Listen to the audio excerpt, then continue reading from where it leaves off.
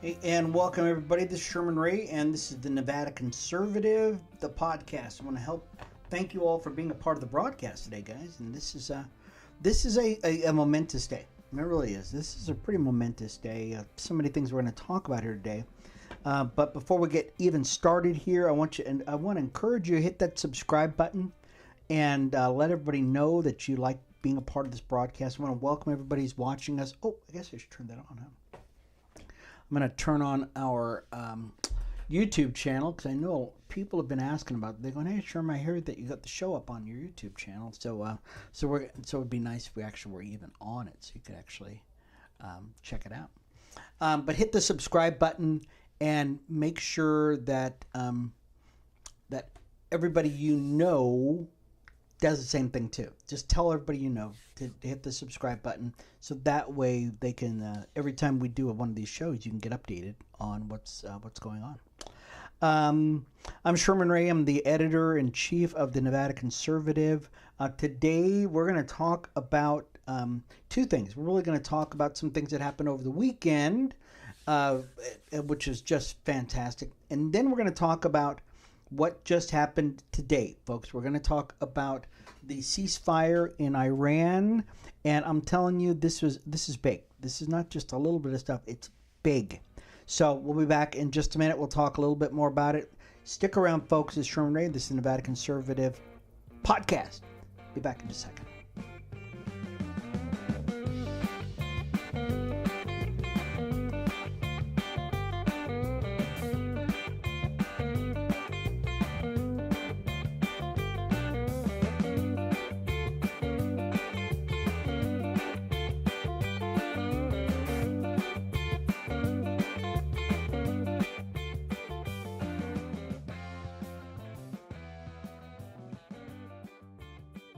Alrighty, and we're back. We're back, folks. This is Sherman Ray. This is the TNC, the TNBC, the Nevada Conservative Podcast.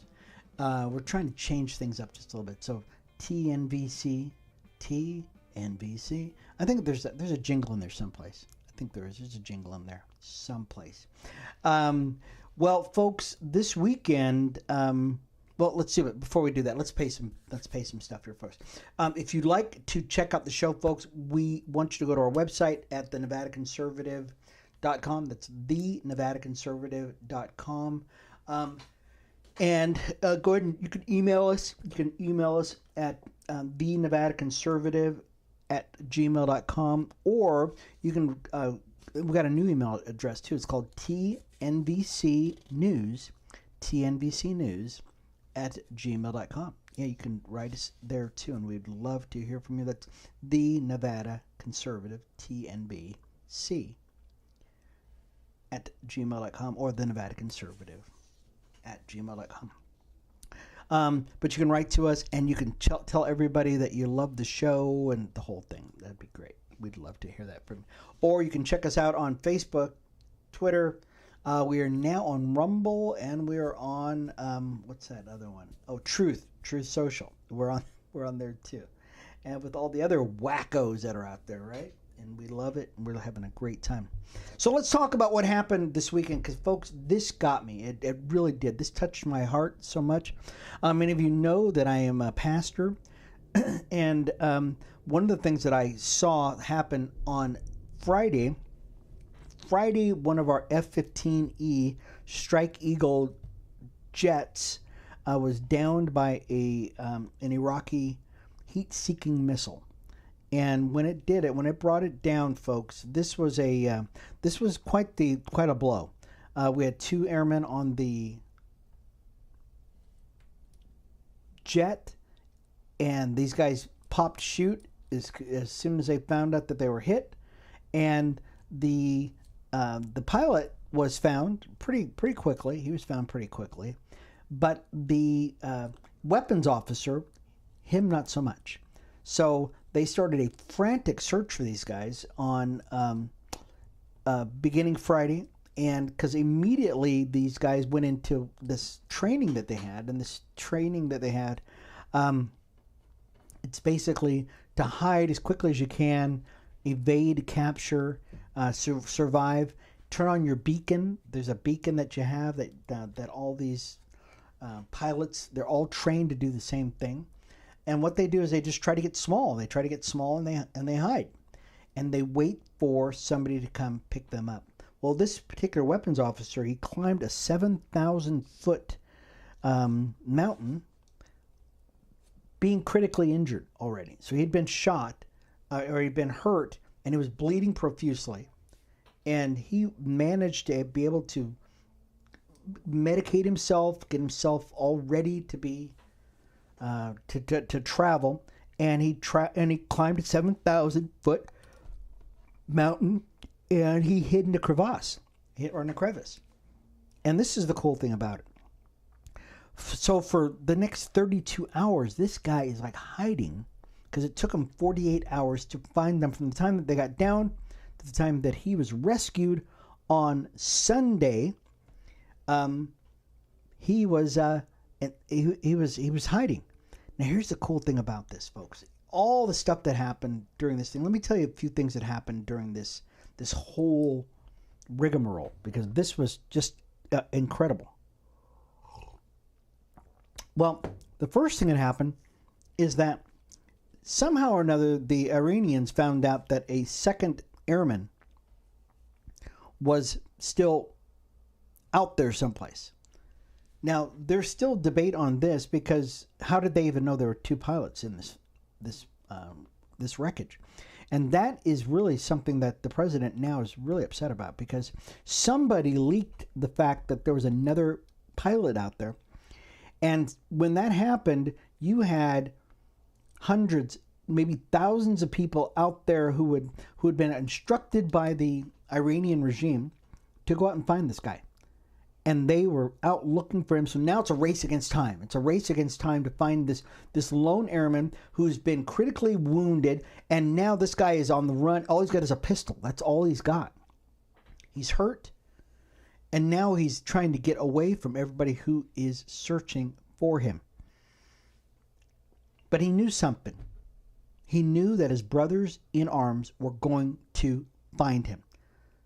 There's a motto that the military has, and it is "Leave no man behind." And if you're watching us on our Facebook page, you know we posted that, because that's something my parents, as a matter of fact, my dad was in the military. I'm gonna find it really quick here. Oh, let's see if I can find something over here. Yeah, okay, I'm gonna find this. This is actually my wife's dad's thing, so some of you can see this. And it is and I really wish I knew the history on this thing, but it is basically it's a Jewish what do you call it? A coin, and this Jewish coin is really all about war and the dedication that these guys have. But anyways, there is a motto that our military has. It says, "Leave no man behind." So each one of these people know this, and since this whole thing has happened, they've been interviewing all of these pilots, and they say, "Oh yeah, we know that if we're ever captured, or if we're ever behind enemy lines, that our guys are going to stop everything and look for us." And that's exactly what happened. As soon as they found out, as soon as the Trump administration found out that there was another naval officer out there, that there was another pilot out there, they went into overdrive to find this guy. And it became their priority number one, to find this one guy.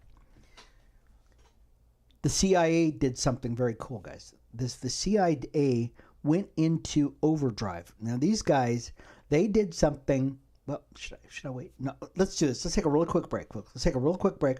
I'll tell you what the CIA did, because this was just amazing what these guys did. We'll talk about that in just a second. We'll take a real quick break. We'll be right back in a minute. This is Sherman Ray. This is Nevada Conservative. We'll be right back in just a minute.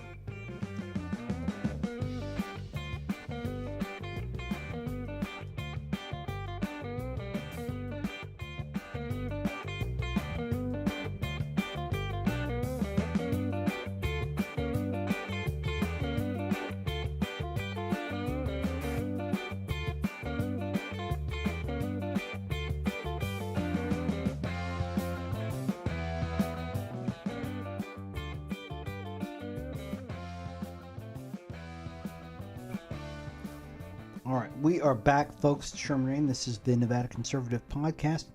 Hope you guys are having a great time. We're talking about some of the things that happened over the weekend, and there were a couple of Navy, or not Navy, but pilots that were downed over the weekend, and this was just an amazing story. So I want to catch up with them. Without any further ado, let's talk a little bit about it.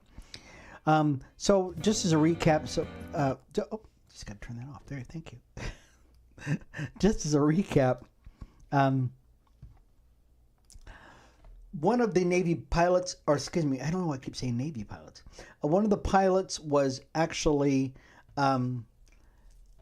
still now hiding in a crevasse, 7,000 foot.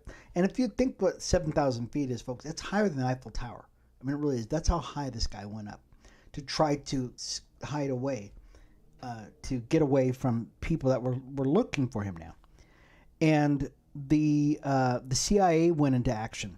And the CIA came out with this very cool plan.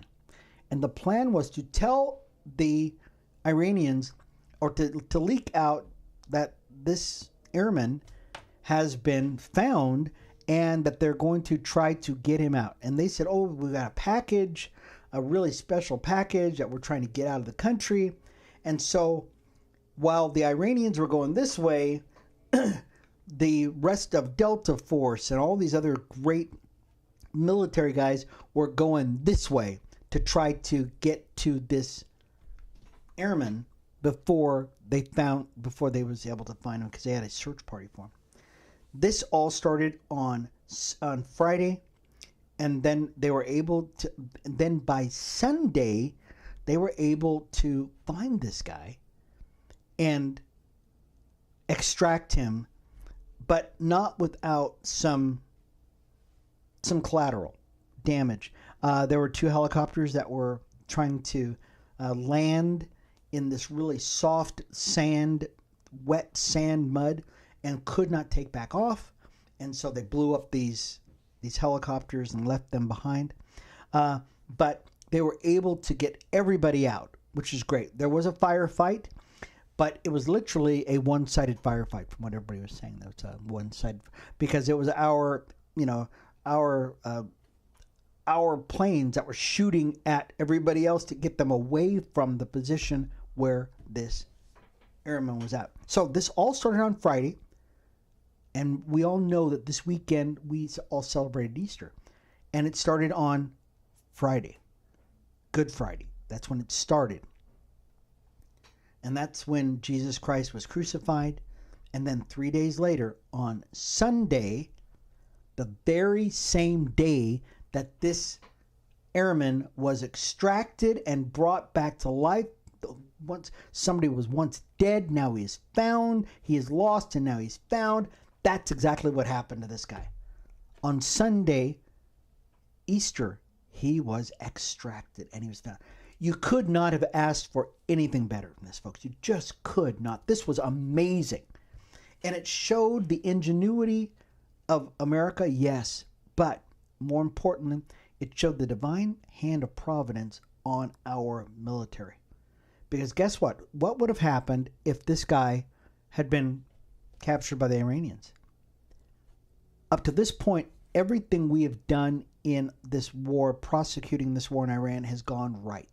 We've never done, nothing has gone wrong. We've blown up this and we've destroyed that, and we've creamed this and we've, lasered that, and all the thing, everything has gone right. All it would have taken is one thing bad to happen, and it did. The F-15E, the Strike Eagle plane, was knocked down. Out of how many sorties did they run? Or how many targeted things? About 13,000. They targeted 13,000 different things, and you figure by at least once that something is going to happen, and it did. One of our planes got knocked out of the sky, and guess what, folks? That would have ruined the entire thing. Literally would have just destroyed the entire thing, but it didn't. Everything's good. He's home. They're going to make a movie about it. I can't wait to see it. I don't know about you. I just cannot wait to see this. This is going to be fantastic. Anyways, When we come back, folks, let's talk about the big news of the day.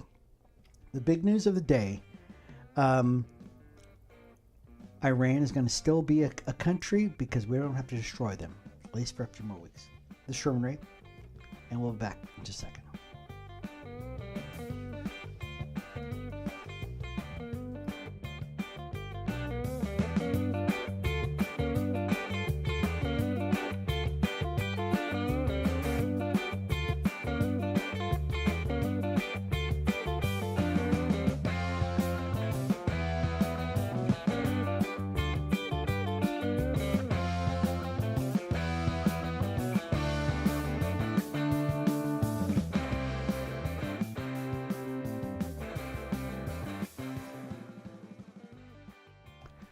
Wow, I'll tell you, what a great day, though. This is a great day. I mean, it's a great day to be an American, to see what our American ingenuity can do, and how we're just kicking butt and taking names, man. I'll tell you, this has been fantastic. Well, as we're prosecuting this war in Iran, one of the things that has happened is the Strait of Hormuz, basically the gateway to 20% of the world's oil, has been,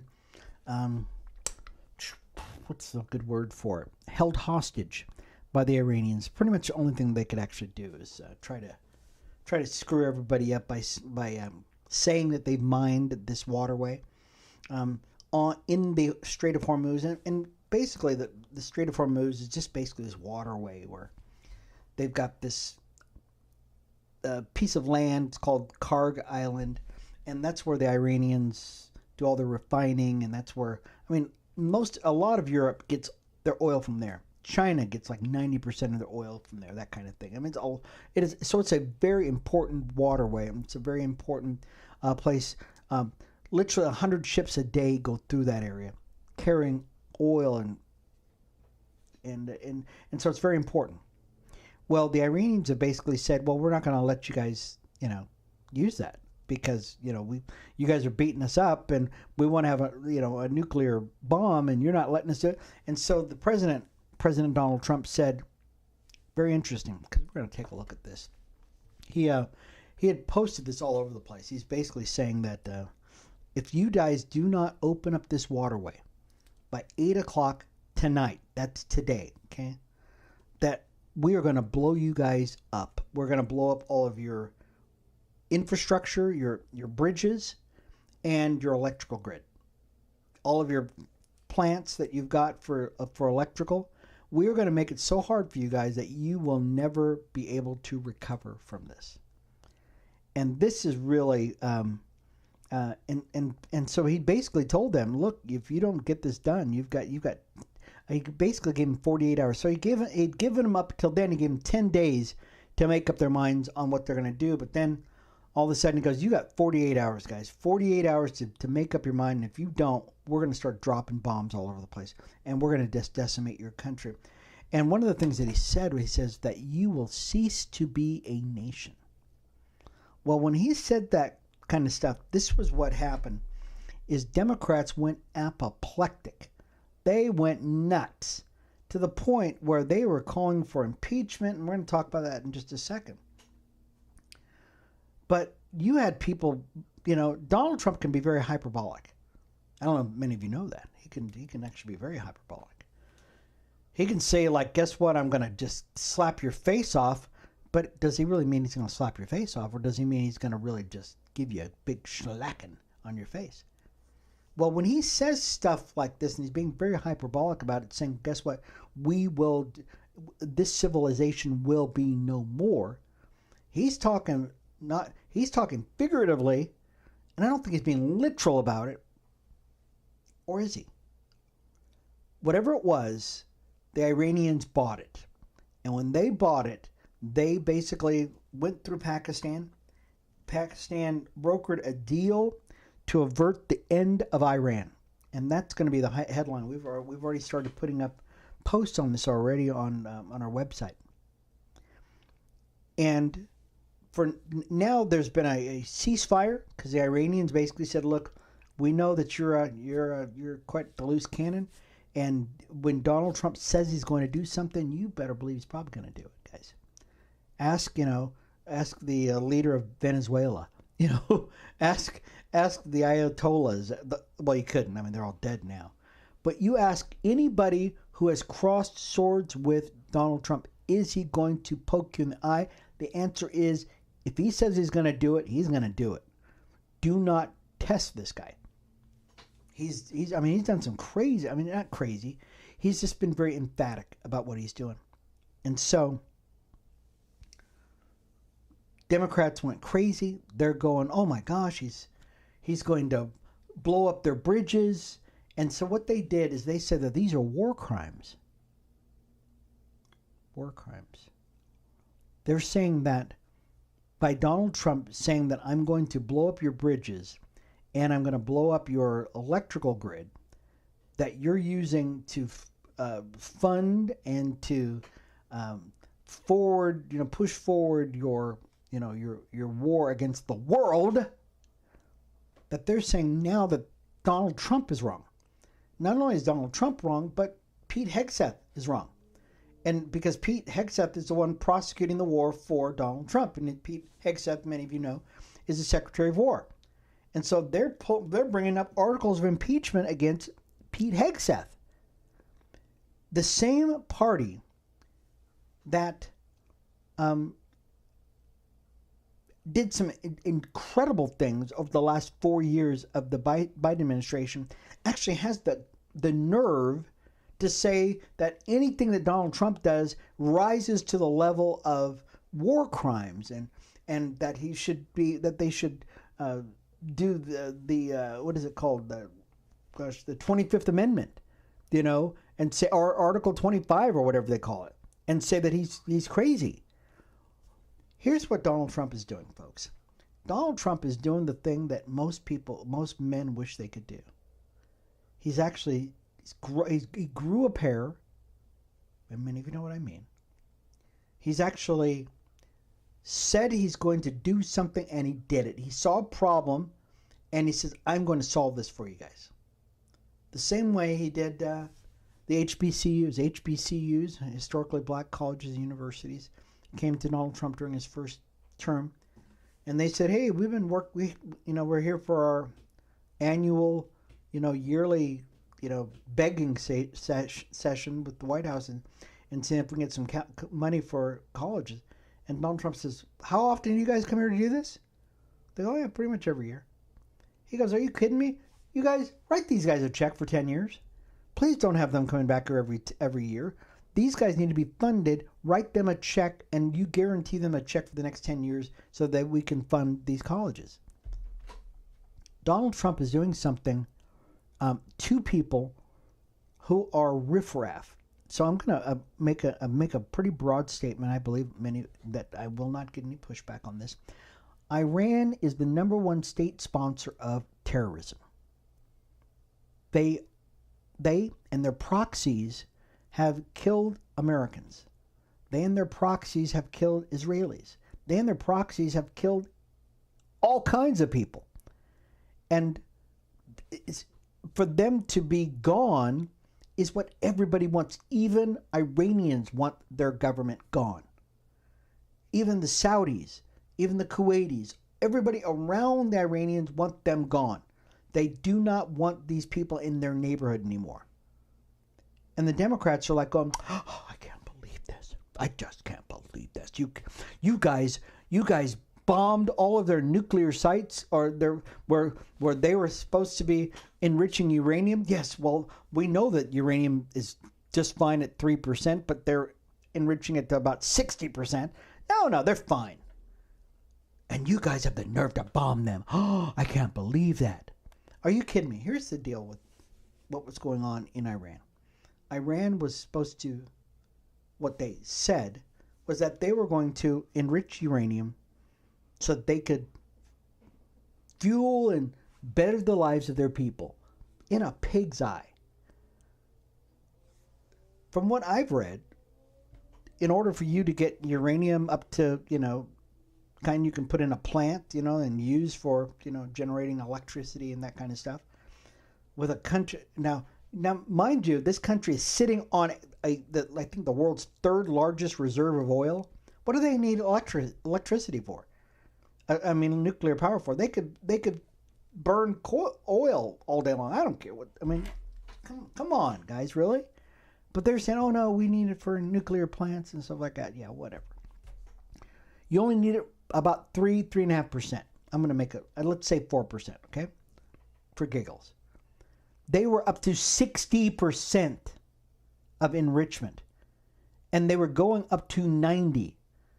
It would not take them very long, like a week, to get up to 90%. This is after they were bombed already. They were already bombed the heck out of them. Trump went in and put our big old bunker busters and stuff like that and blew the crap out of all their centrifuges, and they moved to another spot and kept doing it. They said it's their right. It's their right to pursue a nuclear bomb. The problem with this is, folks, they're going to use it to kill you and I. They said, oh, and Democrats are like, oh, they aren't going to do anything to us. You know what? They didn't believe that they had ballistic missiles far enough to get outside of Iran, basically. Their ballistic missiles could hit Paris. They could hit Britain. And they were able to put a dirty bomb on the end of one of those things. They could irradiate all of Europe. Why are we listening to Democrats? I put together a list, folks. I know we've only got a couple minutes. Good, I got enough time. This is the list of the things. I've got a pretty good list here, folks, of the things that Democrats have done that they're calling Donald Trump a war criminal and Pete Hegseth a war criminal. Let me read to you just a few of the things that Democrats have done that if Republicans did the exact same thing that they did, not only would Democrats go crazy, but the media would just, it'd be all over the place. Let me give you number one. How about the suppression of the Hunter Biden laptop story as Russian disinformation? Remember that, folks? You remember that. I remember that because we tried to put it on our Facebook page, and Facebook wouldn't even allow us to put it up there. Yeah. How about the chaotic Afghanistan withdrawal in 2021? The rapid pullout left 13 U.S. servicemen dead in a Kabul airport bombing, abandoned billions of dollars in equipment to the Taliban, stranded Americans and Afghan allies, and included a drone strike that killed civilians. Gosh, and they initially denied it. Biden called it an extraordinary success. You remember that. How about, let's go number 3. How about the record southern border encounters and fentanyl surge? The CBP reported over 1.7 million encounters in 2021 alone. That's the highest on record. That's just what they reported. With massive increases in fentanyl deaths and unaccompanied minors. Guys, I'm going to cut to the chase on this. There are probably at least 10 to 20 million illegal aliens in this country right now because of the Biden administration. Many of those folks have perpetrated murders, rapes, all kinds of crimes. Number 4. How about massive spending fueling inflation? You guys remember this, $1.9 trillion on the American Rescue Plan. How about number 5, the DOJ memo targeting parents at school board meetings? How about the broad COVID vaccine mandates? You remember this. How about the coordination by big tech and their censorship? We know about it because they censored us. The Nevada conservative is censored all the time. We are still censored to this day. Just a couple more, guys. How about this? How about classified documents case and a two-tiered justice? Remember that? Biden's got them all sitting in the back of his house. He probably was next to his old Corvette and stuff like that. He's at the time he was a vice president, he wasn't even supposed to have classified documents. You can't just take them out and just take them to his house. He can't do that. Oh, but he did. Nothing happened to him. Trump had it. Guess what? He's a president. He could declassify anything he wanted, and they went after him like he stole something. How about the preemptive pardon of Hunter Biden? Yeah, we're running out of time here, folks. the preemptive pardon of Hunter Biden. They go, oh no, whatever he could have done, maybe would have done, maybe the things he could have done in the future, we want to pardon him, right? Whatever. I don't hear any Democrats screaming and yelling about them. Lastly, but not leastly, how about the cover-up of cognitive decline of that old fool? By not only the White House, but the media also. If Donald Trump had done half of what these Democrats have done. Oh, by the way, and they were the ones who started the KKK. Oh, by the way, they're the ones who started, racism. By the way, they're the ones who did Jim Crow laws. By the way, they're the ones who did all kinds of crap. They had your kids dressing up like little girls. They spearheaded all this trans stuff. Just to name a few. I didn't even write those down. Those are just off the top of my head. So, folks, why are we listening to Democrats? We shouldn't. We should never listen to them ever again. So when you hear on, and you're warned now, if you hear Democrats talk about how the president should be, impeached, and how Pete Hegseth should be impeached, just say to them, you ain't worth listening to, Mr. Democrat. You're just not worth it because of the stuff you've done over the last 4 years, and we are still paying for them right now. The good thing about it, guys, guess what? Gas prices are already going down, and and it was just announced that the Strait of Hormuz is open now for business, and already as a result of that, oil prices immediately dropped below $100 a barrel. And guys, by the time we get to the midterms, if things continue to go the way they're going, we're going to probably see a red wave by the Republican Party in the midterms. Mark my words. Anyways, this has been Sherman Ray for the Nevada Conservative Podcast. Thank you so much for being a part of this. Folks, we'll have this up on Spotify pretty soon. Hopefully we'll get this up there pretty quick. And I hope that you've enjoyed the broadcast. If you have, tell your friends. Tell all your friends about it, and let us know that you love what you've seen, and we'd love to see you again tomorrow for more of the Nevada Conservative, folks. Check us out on our website at nevadaconservative.com, Instagram, YouTube, X, Truth Social. It's been Sherman Ray. We'll talk to you later. Bye-bye.